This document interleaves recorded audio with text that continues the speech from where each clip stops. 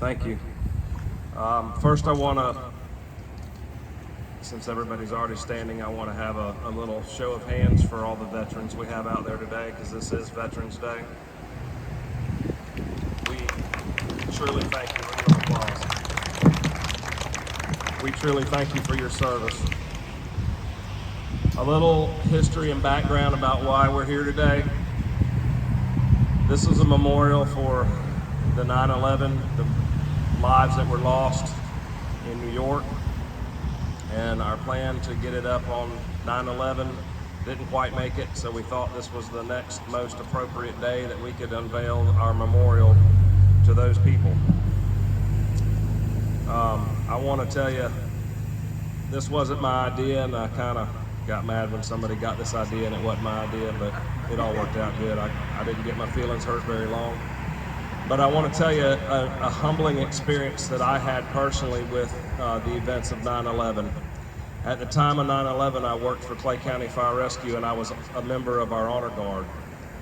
And they normally have the Fallen Firefighters Memorial in Emmitsburg, Maryland. And because of the pure number of firefighter loss, that facility was not large enough. They moved that memorial to Washington, D.C. Long story short, I was assigned a family of one of the fallen firefighters, and I escorted that family for that entire weekend in Washington, D.C. as a guide during that memorial service to honor all of those firefighters that were lost. So this is dear to my heart, happened in my lifetime, and I'm just proud that we're able to honor those firefighters and other people that were lost, police officers and everybody that was lost.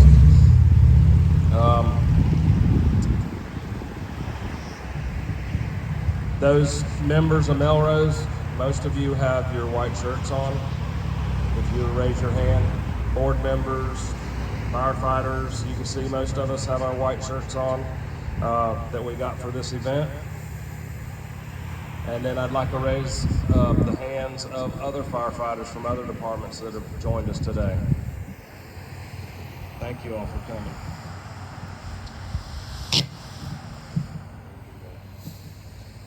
This was made possible by Dave Carter. Where are you, Mr. Carter? Raise your hand. This was Mr. Carter's idea, and he spearheaded this project from the beginning, and it took him a couple of years. I've got an excerpt that I'm going to read that Mr. Carter put in print for me. Is there any members of Whitley Steel here today? Whitley Steel out in Baldwin donated the beam that this piece of metal is resting on and the labor, and they did that free of charge. So I want to recognize them. I have a little something for them we're going to present to them at some point. And also Florida Fasteners out of Gainesville donated some of the hardware for the actual display. The local artist, I want to recognize him. His name's Sean Machino, and he's a local Melrose artist that did the painting for us. He was unable to make it today, but he knows how much he was appreciated. Our carpenter, I haven't seen him this morning, Mike Levain, helped our treasurer, Mr. Pat Ward here, do a lot of the hands-on, get the thing built. And so now I want to take the time to read this excerpt that I got from Mr. Carter. And I quote, "Living in our small town, I knew we could come together and make a memorial for those lost. I wanted something physical that we could show people and bring a piece of this tragedy to Melrose. For years, I considered what we could do. I am an Air Force veteran. I was visiting the National Museum for the Air Force close to the 20th anniversary of 9/11. While there, I met a former New York firefighter named Carl Graziano. I told Carl what I had been toiling over. We shared the same drive and purpose of the remembrance.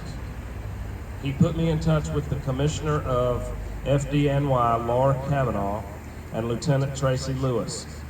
They put me in touch with Carl Sheets, who has shipped steel left from the Twin Towers all over the country, and 20 years, luckily, later, he still had a piece available. We didn't want to just ship something so important. So a retired New York Police Department officer named Jim Corcoran drove it down here and delivered it to us. Every single person we encountered on this months-long journey was incredibly gracious and fully encompassed what it is to not only to serve our communities, but to honor those whom were lost on that tragic day. This piece of steel was recovered from the rubble of the Twin Towers, where close to 3,000 people lost their lives, including 343 firefighters and paramedics. It was saved and hand-delivered to us directly from New York. Now it resides here in front of our station in Melrose as a beacon of our remembrance and our appreciation of the sacrifices made that day. A special thanks for Commissioner Kavanaugh and firefighters Tracy Lewis, Carl Graziano, and Carl Sheets of the FDNY, as well as Officer Jim Corcoran of the NYPD, for all of the assistance and efforts in helping me to make this dream a reality. Thank you to Whitley Steel for fabricating the pedestal, and all of the others that put their hands on this project to make it a reality. Thank you, Mr. Carter.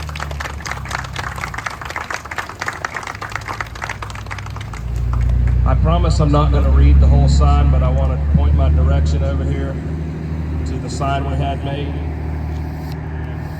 It goes all the way from 7:59 a.m. that morning with a timeline of events all the way to 5:20 p.m. that evening when the last tower fell. We have many future plans to upgrade this memorial, but this is the start that we've been looking for. We plan to put lights up. We plan to do a paver and some benches where people can sit and reflect the days. And so at this time, and y'all can feel free to read that. I'm not going to read it to you. That's going to be here all day if I do that. But at this time, as I read this last little excerpt, which is on the bottom of that sign, we're going to unveil the artwork. If you'll let me finish reading, and then we'll have a round of applause afterwards and a moment of silence. During the events of 9/11, among the many civilian lives lost, there were 344 firefighters, 71 law enforcement officers, and 55 military personnel that lost their lives that day. There were 75 FDNY firehouses that lost at least one firefighter from the attacks, which totaled 343 FDNY losses. FDNY also lost their chief, first deputy commissioner, one chaplain, and a fire marshal. The New York Fire Patrol, which is a privately funded fire department, lost a department member who makes the 344th firefighter who lost their life that day.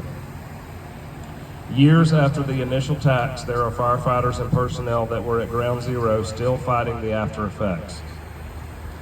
Many have passed due to cancer. Over 24,000 diagnoses of cancer have been traced back to the events of 9/11.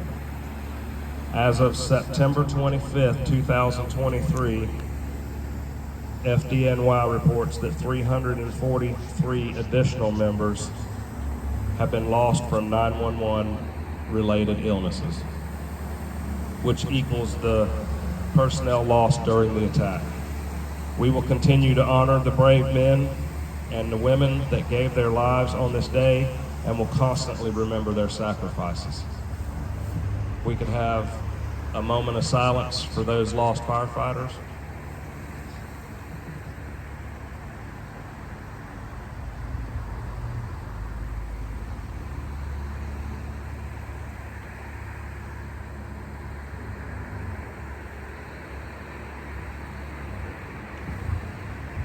Thank you. I encourage everyone to stick around, share stories. I know that there's members of other departments from all over. We have our department here. We have our co-workers from Putnam County here, share stories, network. We'll move this tarp out of the way so that you can come up and actually look at it closely and read the sign. And we will be here. There's light refreshments inside. And I want to thank every one of you for coming out and honoring this with us today. Thank you.